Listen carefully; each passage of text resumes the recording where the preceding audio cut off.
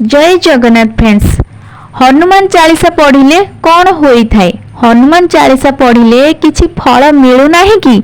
तेबे आपण केउ भूल करूछंती जहा फल रे हनुमान चालीसा पाठ कले मध्य आपनकु फलाफल मिलु नाही।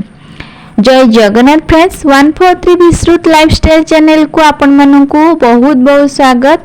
सब वीडियो पर आज मध्य गोटे भल वीडियो नहीं आसी। आशा करी आज वीडियो निहाती भाव में आपण मानकु बहुत भल लगे और आपण मानकु काम निहाती भाव में आसीबो। तो फ्रेंड्स, हनुमान चालीसा पाठ कले अनेक संकट दूर हुए, अनेक बाधा विघ्न मध्य दूर हुए, अनेक रोग मध्य भल हुए। तो फ्रेंड्स, आपण मध्य जदि हनुमान चालीसा पाठ करूछंती शत्रु नाश मध्य होई थाए।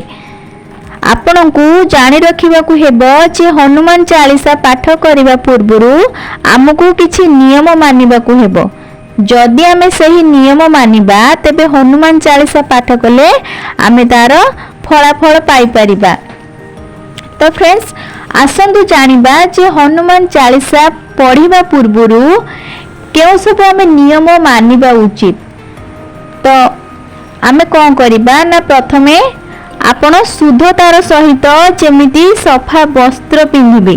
तापरे आपण हनुमान चालीसा पाठ करिबा समय रे जेमिति काहा सहित आपण कथावार्ता न हुवंती। तापर कोन करिबे ना, हनुमान चालीसा पाठ करिबा बेले जेमिति आपण मद्यपान एवं तामसिक खाद्य ठारू दूरे रुहंतु। राम को नाम न नहीं आपण केबे भी हनुमान चालीसा पाठ करंतु नाही। हनुमान चालीसा पढ़िबा समय रे सबु बेले आसनर व्यवहार करंतु।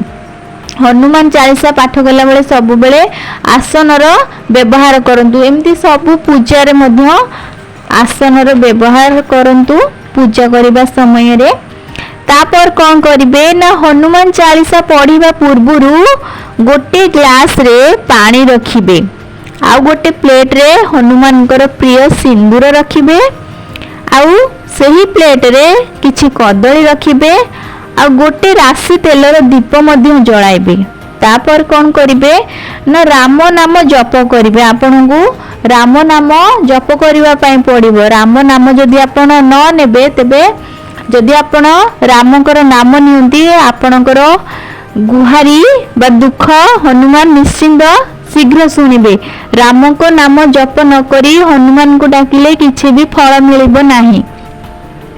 तापर आमे कोन करिबा ना, राम नाम जप करिबा आउ तापर आमे हनुमान चालीसा पाठ करिबा।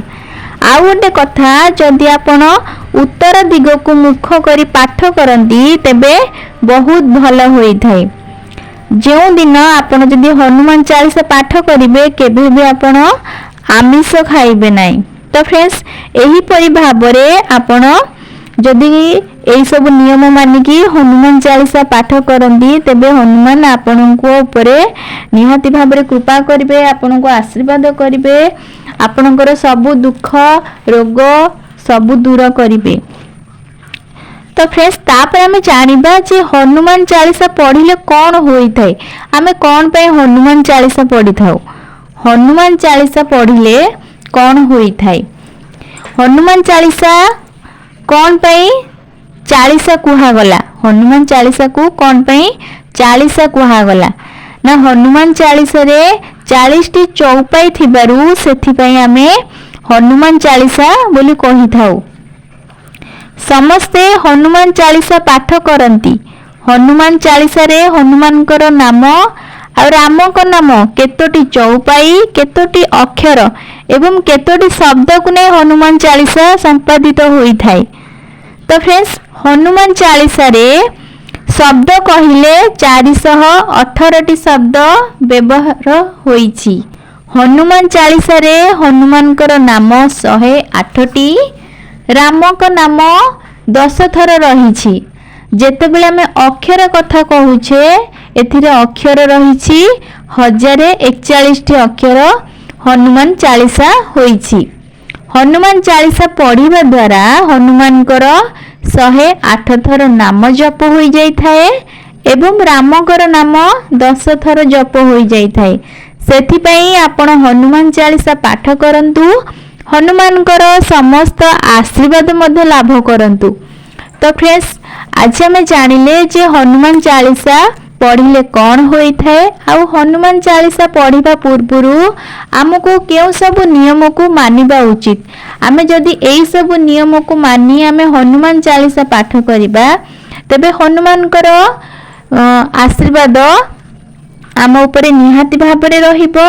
आ आमे निहाती भाबरे हनुमान चालीसा पाठ करिबा पूर्वरु राम नाम जप करिले हनुमान बहुत खुशी होंती, बहुत प्रसन्न होंती आउ शीघ्र मध्य दुख शुणती, दुख दूर करती। जदि आपण एहीपरि भाबरे नियम सब मानी हनुमान चालीसा पाठ करिवे आपण मानकु बहुत शीघ्र आपण मानकर दुख हनुमान दूर करिवे, आपण मानकर दुख हनुमान शुणिबे। तो निहाती भाबरे आपण हनुमान चालीसा पाठ करंतु, अन्य को मध्य कहंतु, पिलामानकु मध्य हनुमान चालीसा पढ़िबा पई कहंतु, हनुमान चालीसा मध्य पिलामानकु सुनांतु।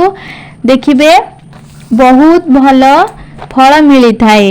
हनुमान चालीसा पढ़िबा द्वारा हनुमानकर आशीर्वाद आम उपरे सदा सर्वदा एमिति रही थाए। आमको सबु विपदरु सबु संकटरु हनुमान आमको रक्षा करि थांती। तो फ्रेंड्स आशा करी जे आज भिडियोटी आपण मानकु निहाती भाबरे भल लागिथिबो।